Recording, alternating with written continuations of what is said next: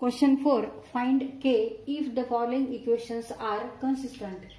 First example, 2x plus 3y minus 2 equal to 0, 2x plus 4y minus k equal to 0, and x minus 2y plus 3k equal to 0. These three equations are linear equations in two variables xy, xy. आणि इथे आपल्याला k ची काय काढायची value find out करायची आणि these three equations are consistent. Therefore, value of determinant d equal to 0. Now these three equations are linear equations in two variables x and y, and given equations are consistent. Therefore, d equal to 0. आता इथे आपण हे equation परत लिहू. 2x plus 3y equal to 2, 2x plus 4y equal to k, x minus 2y equal to minus 3k. आणि आता d ची value काढू. डिटर्मिनंट आधी लिहून घेऊ.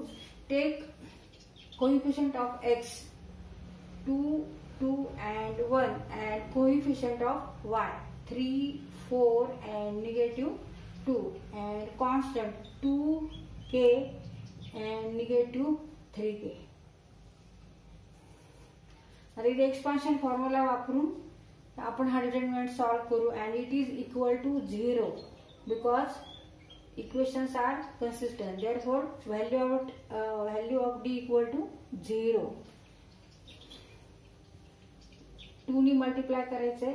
4 into negative 3, negative 12k minus 2k into k means plus 2k minus 3 ने multiply करायचंय.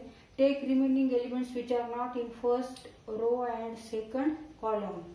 2 into negative 3k, negative 3k means negative 6k minus 1 into k means k plus 2 ने multiply करायचंय. Take remaining elements which are not in first row and third column. remaining elements म्हणजे उरलेले घटक घ्यायचे जे first row मध्ये नाहीये आणि थर्ड कॉलम तिसऱ्या कॉलम मध्ये नाहीयेत. तर remaining elements R 2, 4, 1 and negative 2. 2 into negative 2 means negative 4 minus 4 ऋण 4. 1 into 4 means 4 minus 4. आता हे सॉल्व करायचंय. Therefore, 2 in bracket negative 12k plus 2k means negative 10k minus 3 in bracket negative 6k negative k means negative 7k plus 2 negative 4 minus 4 minus 8. आता हे solve करू. 2 into 10 means 20k negative 10k. Negative become positive. Multiplication of two negative number equal to positive number. Say 3 into 7 21k minus 16. ते solve करायचे. k minus 16. 20k plus 21k means k minus 16 equal to 0. इथे सगळीकडे equal to 0 का घेतला आपण? कारण d equal to 0. डिटर्मिनंटची value ही 0 आहे कारण equations are consistent. Therefore, d equal to 0. मग हे इक्वेशन इक्वल टू 0.